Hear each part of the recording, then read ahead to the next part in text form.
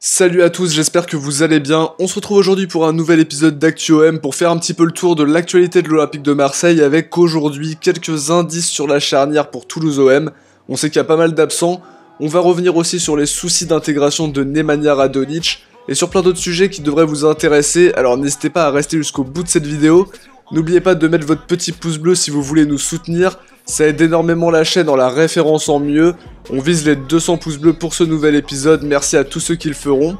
Petite question pour vous avant d'entrer dans le vif du sujet, qui sont pour vous les 3 meilleurs Marseillais depuis le début de la saison, et qui sont pour vous aussi les 3 moins bons? Dites-le nous dans l'espace commentaire. On va commencer cette vidéo avec la position de Souleymane Diawara vis-à-vis de son numéro 21. On rappelle qu'il avait été retiré par Vincent Labrune pour faire une sorte de Hall of Fame américain, mais depuis son numéro a été porté et par Patrice Evra et par Valentin Rongier. Dans un entretien pour Radio VL, le défenseur a dit qu'il s'en foutait complètement, qu'il pense ne pas mériter un tel honneur car il n'a sauvé personne. Au moins maintenant la question ne se posera plus s'il faut réattribuer ce numéro. Dans la rubrique des anciens joueurs de l'OM, on retrouve cette semaine Lorik Sana pour Téléfoot, qui a évoqué le fait de revenir à l'OM dans le rôle d'un dirigeant. Ça peut être président ou directeur sportif. Il nous a dit que c'était une perspective qu'il tentait mais pas dans un avenir proche.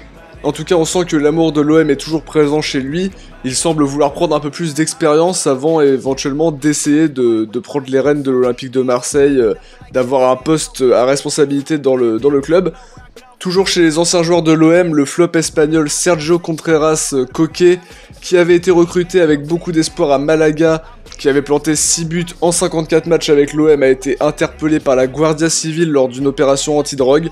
Il serait l'un des dirigeants de ce réseau selon le média El Confidencial. On en saura plus dans les semaines à venir. Petit point sur les internationaux aussi, Douillet Chalet-Tatsar a joué 90 minutes avec la Croatie contre la Slovaquie en qualification pour l'Euro 2020. Et ce soir il pourrait jouer contre la Géorgie en match amical. Radonjic était lui titulaire avec la Serbie et a joué 80 minutes pour un match nul 2-2 en éliminatoire de l'Euro. Il devrait jouer les barrages pour se qualifier avec son pays. Strootman sera lui en piste ce soir contre l'Estonie pour les qualifs de l'Euro aussi. Il n'a pas joué la moindre minute contre l'Irlande du Nord pour le match nul 0-0. On sait pas s'il jouera ce soir contre l'Estonie mais ça semble peu probable. Du côté de Mandanda, match tranquille pour lui avec les Bleus contre l'Albanie avec un clean sheet à la clé. Camara affronte la Suisse avec les espoirs ce soir également, alors que Saïf Kaoui se déplacera en Guinée équatoriale avec la Tunisie pour les qualifs de la CAN 2021, en espérant confirmer après son doublé de la semaine dernière. Enfin pour Abdallah Ali Mohamed, très belle performance encore une fois hier contre l'Egypte, match nul 0-0 et les Comores sont toujours premiers de leur groupe pour les qualifications. On a eu le droit aussi à un entretien super intéressant entre le responsable de la formation Nasser Larguet et le Phocéen. Donc Nasser Larguet, on en a parlé dans le dernier épisode d'ActuOM. Il est revenu sur la philosophie que l'OM essaye d'inculquer à ses minots, un jeu basé sur la possession avec un jeu technique et collectif, en essayant de gommer l'aspect trop individualiste des joueurs qui émergent maintenant. Il veut des joueurs qui ont envie de gagner avant tout.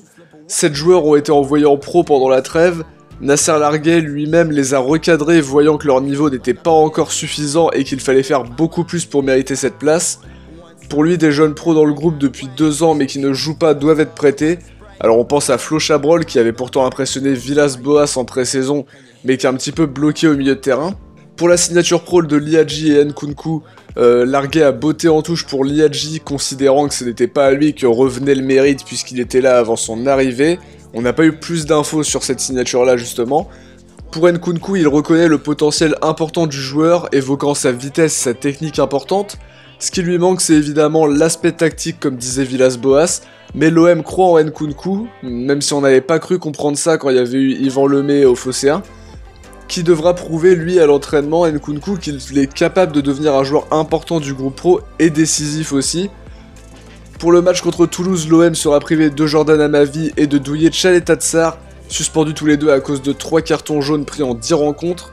Pour la Provence, Villas-Boas va aligner la défense de la belle épopée de Gambardella, Lucas Perrin associé à Bouba Camara, Alvaro sera lui aussi suspendu au moins pour ce match après ce carton rouge pris face à Lyon.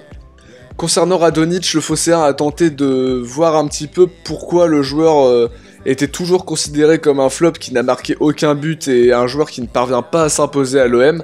La raison de ce flop serait un problème d'adaptation. Il a toujours du mal à apprendre le français même s'il participe à des cours avec Alvaro et Douye Chaetatsar.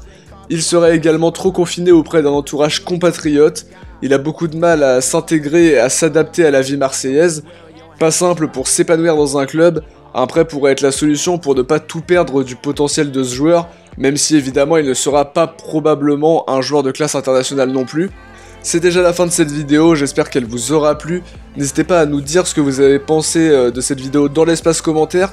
On se retrouve très vite pour un Mercato OM cette semaine, puis pour l'avant-match de Toulouse OM et le débrief par la suite. Ciao, portez-vous bien et allez l'OM.